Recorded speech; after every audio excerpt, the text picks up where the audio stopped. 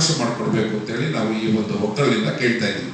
ಹಾಗೆ ನಾವು ಕಾಂಗ್ರೆಸ್ ಪಕ್ಷ ಒಂದನ್ನೇ ಕೇಳ್ತಾ ಇಲ್ಲ, ಬಿಜೆಪಿ ಮತ್ತೆ JDS ಮೂರೂ ಪಕ್ಷಗಳನ್ನ, ಆಯಾ ಪಕ್ಷದಲ್ಲಿರ್ತಕ್ಕಂಥ ಅತಿ ಹಿಂದುಳಿದ ವರ್ಗಗಳನ್ನ, ಅವು ಇಲ್ಲಿವರೆಗೂ ಯಾರಿಗೆ ಅವಕಾಶ ಸಿಕ್ಕಿಲ್ಲ, ಯಾರು ಈ ಸಂಘಟನೆಗಳನ್ನ ತಗೊಂಡೋಗಕ್ಕೆ ಸಾಧ್ಯ, ಈ ಜನಗಳನ್ನ ಸಮಾಜದ ಮುಖ್ಯವಾಹಿನಿಗೆ ತರೋದಕ್ಕೆ ಸಾಧ್ಯ, ಅಂತಹ ನಾಯಕರುಗಳನ್ನ ನೋಡಿ ನೀವು ಅವಕಾಶವನ್ನ ಮಾಡಿಕೊಟ್ರೆ ನಿಜಕ್ಕೂ ಕೂಡ ಸುಭದ್ರವಾದಂತ ಒಂದು ಸಮಾಜವನ್ನ ಕಟ್ಟೋದಕ್ಕೆ ಸಾಧ್ಯ ಆಗತ್ತೆ. ಯಾರು ಬರೀ ದುಡ್ಡು ಕೊಡ್ತಾರೆ, ಯಾರು ಮತ್ತೆ ಲೀಡ್ಗಳು ನಾಯಕರುಗಳು ಹಿಂದೆ ಮುಂದೆ ಓಡಾಡ್ತಾ ಇರ್ತಾರೆ, ಅಂತವ್ರಿಗೆ ನೀವು ಅವಕಾಶ ಕೊಡೋದನ್ನ ಬಿಟ್ಟು ನಿಜಕ್ಕೂ ಕೂಡ ಕಾರ್ಯಕರ್ತರಾಗಿ ಕೆಲಸ ಮಾಡ್ತಿರ್ತಕ್ಕಂಥ, ಅವಕಾಶವೇ ಸಿಗದೇ ಇರುವಂತ ಸಮಾಜಗಳನ್ನ ಗುರುತಿಸಿ ನೀವು ಈ ಬಾರಿನಲ್ಲಿ ಅವಕಾಶ ಮಾಡಿಕೊಡ್ಬೇಕು ಅಂತೇಳಿ ನಾವು ಮೂರು ಪಕ್ಷಗಳನ್ನ ಕುಲಂಕುಷವಾಗಿ ಕೇಳ್ಕೊತಾ ಎಲ್ಲ ಪಕ್ಷದ ಅಧ್ಯಕ್ಷರು ಮತ್ತು ಆ ಪಕ್ಷದ ಮುಖಂಡರುಗಳನ್ನು ಕೂಡ ನಾವು ಭೇಟಿ ಮಾಡ್ತಾ ಇದ್ದೀವಿ. ಹಾಗೆ ಕಾಂಗ್ರೆಸ್ ಪಕ್ಷದ ಸುರ್ಜೇವಾಲಾ ಅವರು ಇರಬಹುದು, ಹಾಗೆ ವೇಣುಗೋಪಾಲ್ ಇರೋರು, ಅವರನ್ನು ಕೂಡ ನಾವು ಭೇಟಿ ಮಾಡಿ ಈ ಒಂದು ಡಿಮ್ಯಾಂಡ್ ಅನ್ನ ಸಲ್ಲಿಸ್ತಾ ಇದ್ದೀವಿ. ಇದು ಪ್ರಮುಖವಾಗಿ ನಮ್ಮ ಈ ಸುದ್ದಿ ಆಗಿರುತ್ತೆ. ನಮಸ್ಕಾರ. ನಮ್ಮ ಖಜಾಂಚಿ ಅವರು ಈ ಒಂದು ಬಗ್ಗೆ ಒಂದೆರಡು ಮಾತಾಡ್ತಾರೆ.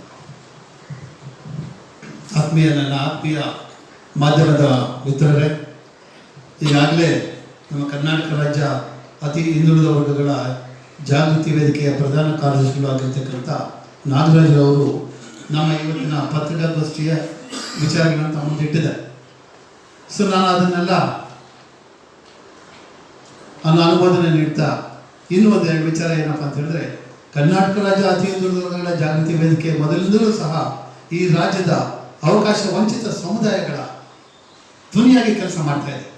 ಪೊಲಿಟಿಕಲಿ ಅನ್ರೆಪ್ರೆಸೆಂಟೆಡ್ ಕಮ್ಯುನಿಟೀಸ್ ಏನಿದೆ ಈ ರಾಜ್ಯದಲ್ಲಿ, ಅದರ ಪರವಾಗಿ ಈ ಪ್ರವರ್ಗ 2A ನಲ್ಲಿ 102 ಜಾತಿಗಳು, ಪ್ರವರ್ಗ 1ರಲ್ಲಿ 95 ಜಾತಿಗಳು, ಒಟ್ಟು 197 ಜಾತಿಗಳ ಪರವಾಗಿ ಕರ್ನಾಟಕ ರಾಜ್ಯ ಅತಿ ಹಿಂದುಳಿದ ವರ್ಗಗಳ ಜಾಗೃತಿ ವೇದಿಕೆ ಕೆಲಸ ಮಾಡ್ತಾ ಇದೆ.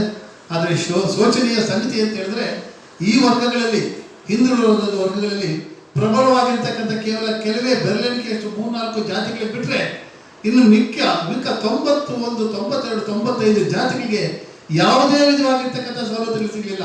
ರಾಜಕೀಯವಾಗಿರ್ತಕ್ಕಂಥ ಸವಲತ್ತು ಸಿಗಲೇ ಇಲ್ಲ. ಜೊತೆಗೆ ಇದರಲ್ಲಿ ಸುಮಾರು 40-45 ಜಾತಿಗಳು ಒಬ್ಬ ಗ್ರೂಪ್ ಡಿ ನೌಕರರಾಗಲಿಕ್ಕೆ ಸಾಧ್ಯ ಆಗಲಿಲ್ಲ ಕರ್ನಾಟಕ ಸರ್ಕಾರದಲ್ಲಿ.